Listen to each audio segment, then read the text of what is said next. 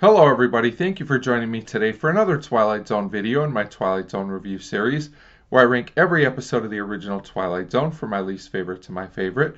Today I'm going to be talking about number 92, The Rip Van Winkle Caper, written by Rod Serling and directed by Justus Addiss.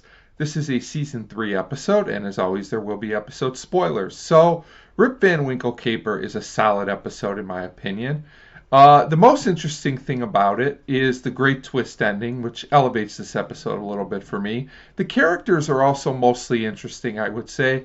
The actual plot of the episode, however, is one of those you definitely got to go with. And, these aren't the smartest Twilight Zone characters in the world, so there's that as well. But overall, I think the episode's pretty good. So this one's about a group of criminals, 4 men, who steal some gold.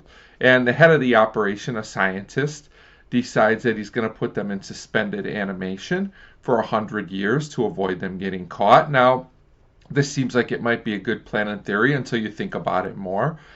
This plan definitely has some problems, like how will they know what they need or how the world will be different in 100 years? It seems like there's no way they could really know that, and as we'll find out, things do go wrong. But like I said, if you just kind of go with it, I guess it's okay. So, the episode starts with this man named Farwell that I talked about, the scientist. He leads these group of 4 men, and he explains the plan to them, and also that when they wake up, they won't be wanted. Now, one of the men, DeCruz, well played by Simon Oakland, who was in another episode called 30 Fathom Grave that I thought was pretty good. He's reluctant, but he eventually agrees, so all 4 of these men go into the suspended animation together. When they wake up, one of the men is already a goner as something went wrong with his pod. They were in like these little pods, which were a little creepy, honestly. So this DeCruz turns out to be the shadiest of the characters. I guess none of them are that great, but he's definitely got his own motives. Eventually, he uses the truck that they had that they were going to use for transportation to kill one of the men named Brooks, but being the great Twilight Zone genius that he is, he wrecks the truck in the process.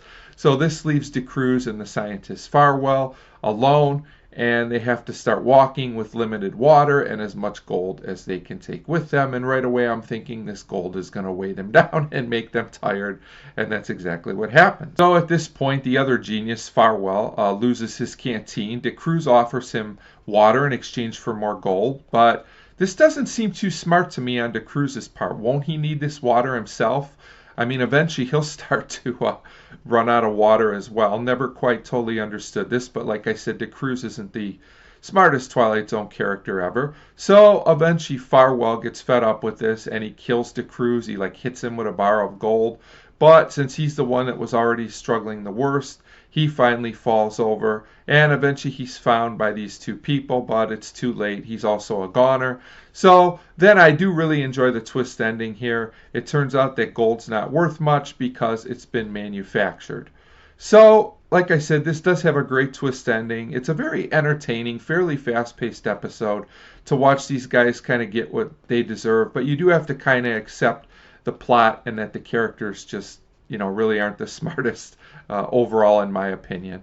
But it's still a decent episode and the twist elevates it a little bit for me. So that's why the Rip Van Winkle Caper comes in at 92 on the list. So as always, feel free to leave me a comment on this episode, the Rip Van Winkle Caper, on whether you liked it or not. Thanks for your support and thanks for watching.